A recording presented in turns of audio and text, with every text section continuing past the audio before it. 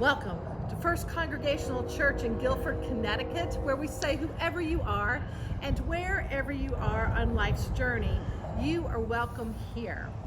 I'm standing in downtown Birmingham, and it's a little chilly here today.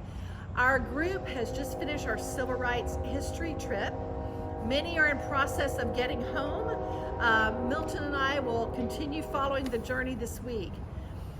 I stand here because behind me is a city trail. It's a walking trail here in Birmingham, and all around us are places in which people have worked for justice, people have pursued it, people who have encountered so much in their lives are trying to find a way to move forward and empower all people toward equity. We spent time in Montgomery and Selma, and today you will hear stories about this trip.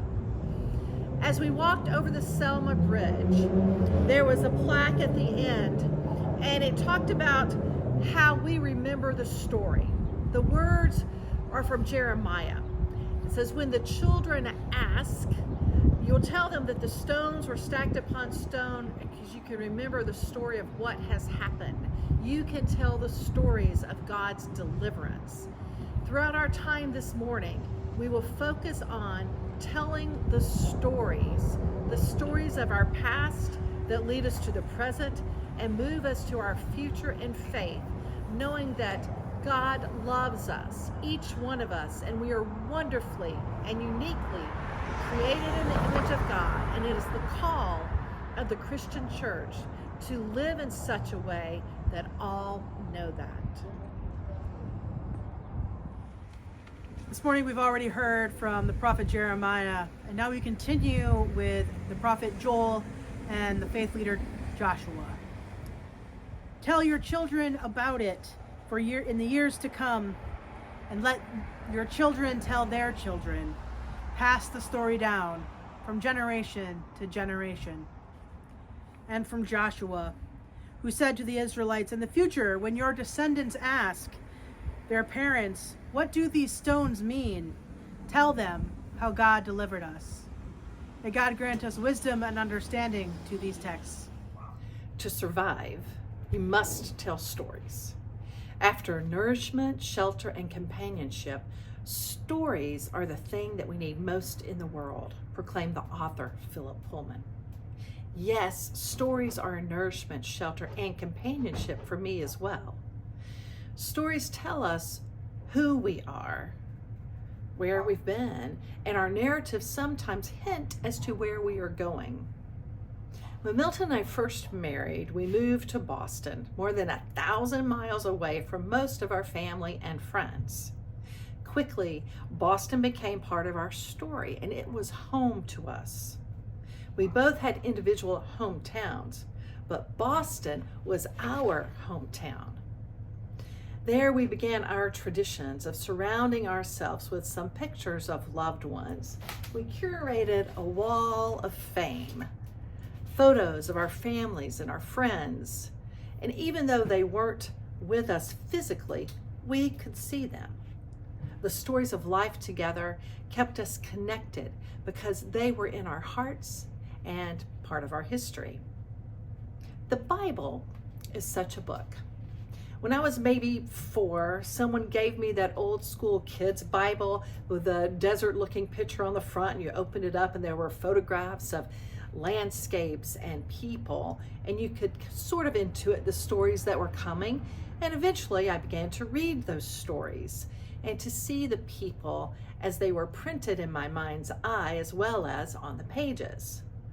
Now the Bible tells us about places, the homes, the history, the faith, the struggles, the relationships, the hopes, and the miracles of the families, the prophets, and the travelers who have gone before us. Their testimonies of life can inform how we live and teach us how not to live as well. The historical and the current snapshots of life, of our families and friends, of our individual journeys, our faith stories, our cultures, our communities, and our countries remind us on whose shoulders we stand those whom we've lost, the traditions we hold, and how we individually and we as people have survived. The scriptures Reilly read tell us to tell the stories to our children so they will know how God has delivered and saved us through the strength of togetherness grounded in the foundation of faith. Last week, 28 people from our church in togetherness traveled to Birmingham, Montgomery, and Selma to hear the stories of slavery, of racial injustice, and mass incarceration from the faithful people who prayed, sang, and worked for the ongoing search of equity, for personhood, for affirmation. Maya Angelou once wrote, "There's no greater agony than bearing an untold story inside you." Another of her quotes graces the side of the Legacy Museum in Montgomery. "History, despite its retching pain, cannot be unlived, but if faced with courage, need not be lived again." One of my pastoral care professors, well versed in boundaries and authenticity, would often say, when you can name something, when you can speak it out loud, you take the power out of it.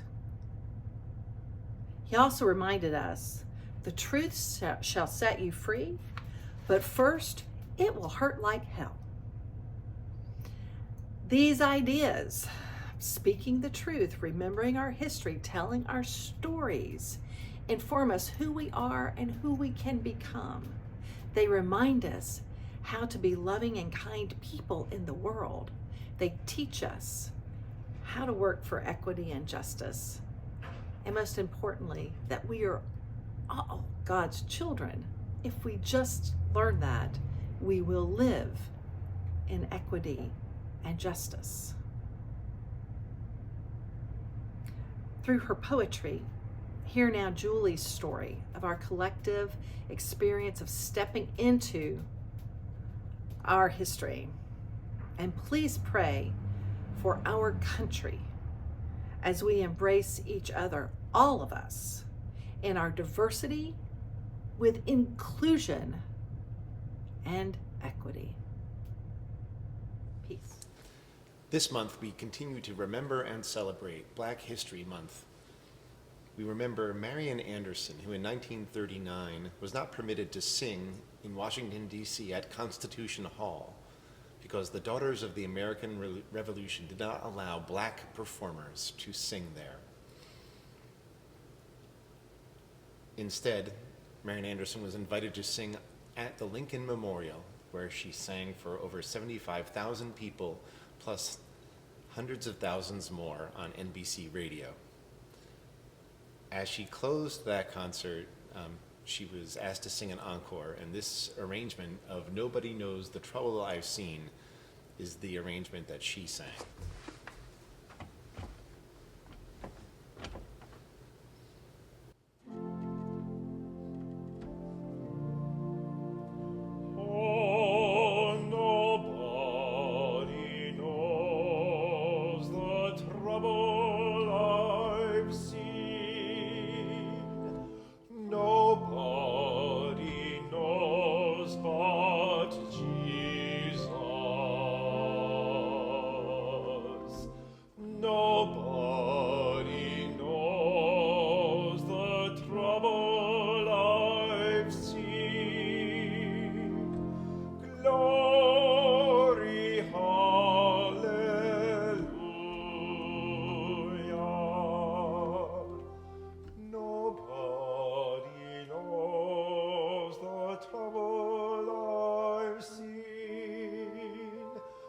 Nobody knows but